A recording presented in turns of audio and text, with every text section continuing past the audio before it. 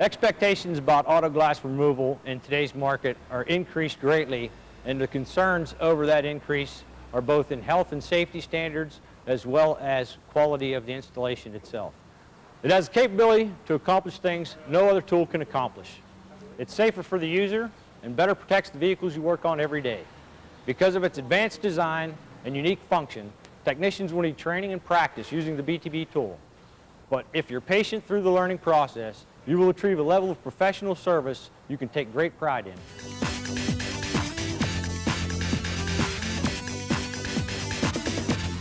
Becoming proficient with the BTB tool, there's really only 3 or 4 key points that you have to really maintain. The very first and most important is to properly hold the tool. It's pretty much a cradle in your palm, and that's as hard as you want to hold it, similar to a fishing pole. You want to be able to feel the tip. Aside from that, the second thing is that the controller cap on the tool itself is at a 30-degree angle. You have to maintain that plane against the surface of the glass so that the blade maintains its correct angle on the entry into the adhesive. Then it's just a matter of keeping the tool moving, keeping the tip moving, and feeling what the tip is doing as you progress along. The most important thing to always remember when choosing a blade is always choose the shortest blade for the greatest amount of control. As long as you do that, your proficiency and your learning curve should reduce itself drastically. The most common blade you're going to use is going to be the WK10HD. This blade is going to be used predominantly for the removal of the bottom of a windshield. Occasionally you may use it on a back window application, but 99% of the time this is going to be used explicitly for cutting the bottom of the windshield itself. The second most common blade you're going to use should be, I would imagine, going to be your powered cold knife blades. They come in a left and a right, and these are used to cut against the backside surface of the glass from outside of the vehicle. They are also available in an orange version, which is a reverse grind that cuts to the metal, which would be used, the orange would be used in a case of an encapsulated windshield or quarter glass or that type of application. The other blade you're going to use quite often is going to be a 24ZS. This blade is approximately 3.5 to 4 inches long, and you're going to use it for the sides, the top of windshields, anywhere that you can gain access to the pinch weld with minimal effort.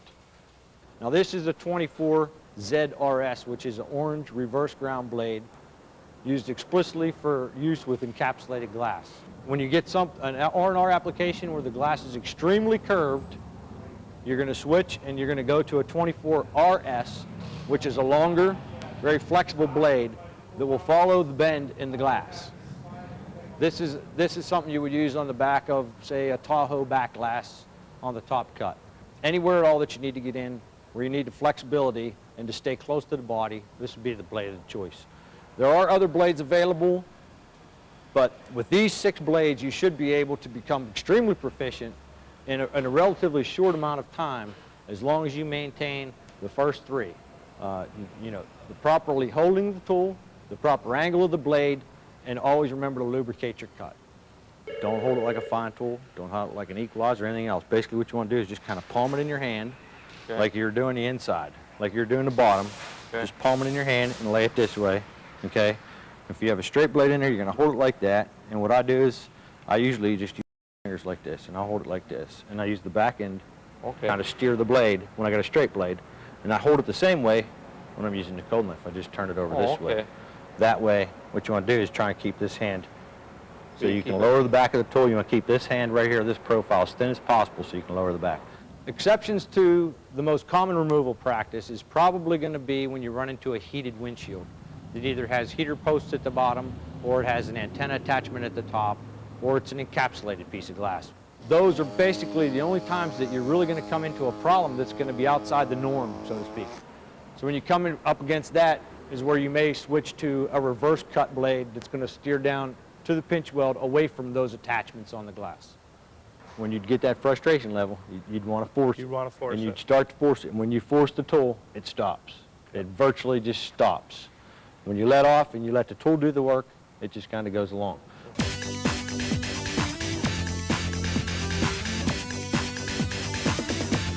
Sometimes when using a new tool, it's hard to get the feel for it, and you're going to be concerned about damaging a customer's vehicle. And when you're first learning, You know, you don't want to experiment on a customer's car and break something, so it's just the learning of the new tool that's, you know, the difficult part. Well, I've heard a variety of things. Slow tool, great tool, less stress tool. They say it doesn't vibrate as much, so it's better for your hands and better for your arms, and that's what I'm looking forward. You know, 24 years of putting the glass in, you know, your arms start to get tired, so you're always looking something to help it make it go a little easier for you. I'm hoping I'm going to pick up on some techniques and stuff that will help me use the tool much better than what I am using it at right now. Start by lubricating. Lubricate the cutting area, and we're going to use a WK10HD blade for the bottom. Make sure there's plenty of lubricant down there. And then basically what we're going to do is maintain plane of the tool against the glass. Control the caps at a 30-degree angle so it will assist you.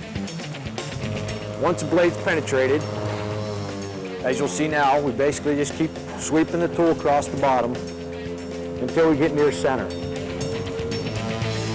This particular vehicle has a pretty heavy bead of adhesive on the bottom, so we may have to go across it once or twice to get through the entire bead. If you try to penetrate the entire bead at one time, being it's so thick, it's basically going to want to pull the tool into the bead and bind up on you.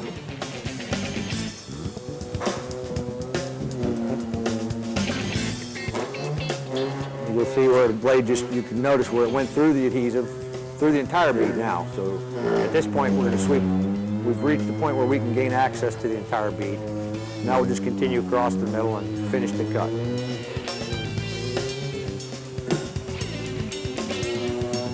Now always when you come to the corner, you want to watch as the blade tip comes through the edge of the glass, you always want to come up the side, up the pillar post, 2 or 3 inches up, just so that you can get an access point to put your next blade in. As far as the next blade, we're going to go to a powered cold knife blade because we have the access to do so. And what we're going to do is we're going to always use the shortest blade possible to maintain control of the tool.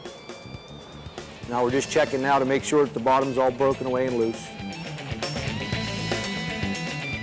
Again, as always, the first step, always lubricate the cutting area prior to cutting. Now what we're going to do right now is I'm turning the pressure down on the tool. And as you turn down the speed of the tool, it'll decrease the cutting length on the cold knife blade. When you're using a straight blade, you want high speed because it's effective. It's a serrated cutting blade. On a powered cold knife blade, it's a length stroke that you want. Decrease the length of stroke, you cut back on the speed.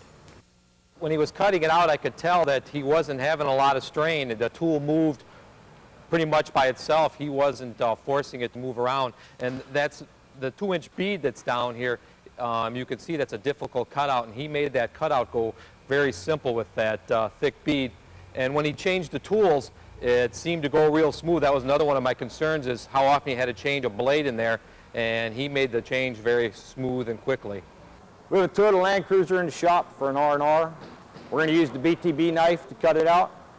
I'm going to use a 2S blade across the bottom, and then once the bottom's cut, we're going to switch to a 27S cold knife and a 28S cold knife for the sides and the top.